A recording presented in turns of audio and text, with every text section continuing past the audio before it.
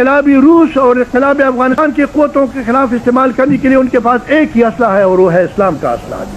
اور یہ اسلحہ ابھی نہیں ہے جی, کیونکہ میں نے پہلے پوچھا تھا ان سے ایک مرتبہ, میں نے کہا صاحب, کہتے ہیں میں اسلام کا ایک متقی پرہیزگار مسلمان ہوں, مجھے کہا کہ ولی خان, اور میری کوشش ہوگی کہ میں روس کے خلاف ایک اسلام کا قلعہ بناؤں اس پاکستان کو.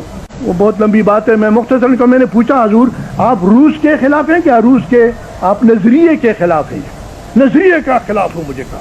تو میں نے کہا حضور ایک تضاد ہے, جب یہ نظریہ شمال کی طرف سے آتا ہے تو آپ بندوق اٹھا کے اس کا مقابلہ کرتے ہیں, آپ پاکستان کو اسلام کا قلعہ بناتے ہیں, مگر وہی نظریہ جب چین کی طرف سے مشرق کی طرف سے آتا ہے آپ دختران اسلام کو سڑکوں پہ ان کے سامنے نچواتے ہیں جی, اور گل پاشی ہوتی ہے جی.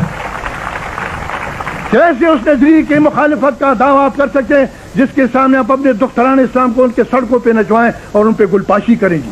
میں نے کہا سیدھی بات کیوں نہیں کرتے کہ امریکہ کا دوست ہمارا دوست اور امریکہ کا دشمن ہمارا دشمن جی. مگر اب تو مسئلہ اور بھی ٹیڑھا ہو گیا جی. اب تو روس افغانستان سے گیا جی, روس نے اپنے گلیسنوٹ اور پیریسٹروئکا کے ذریعے سے اپنا پورا نظام ہی بدل ڈالا جی. اب کس سے لڑائی لڑنی ہے جی. اور ادھر دوسری طرف دیکھیے اب روس اور چین کی دوستی ہو رہی ہے, اب اس سے پوچھے کہ اب کدھر بھاگے گا جی, اب کدھر گل پاشی ہوگی.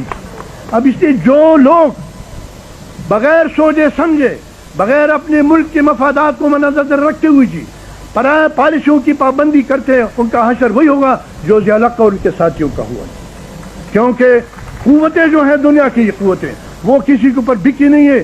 امریکہ کو کوئی انگریز جب اس ملک کو تقسیم کر رہا تھا اس کو نہ اسلام سے دوستی تھی نہ مسلمانوں سے دوستی تھی, اس کو پاکستان کی صرف اتنی ضرورت تھی کہ وہ اس پاکستان کو اس قوت کے خلاف استعمال کرے جو قوت آج افغانستان کے ذریعے آپ دیکھتے ہیں کہ اس کا رستہ روکے, اس نظریاتی تحریک کا رستہ روکے جس کو اشتراکیت کے نام سے یا سوشلزم کے نام سے یاد کیا جاتا ہے.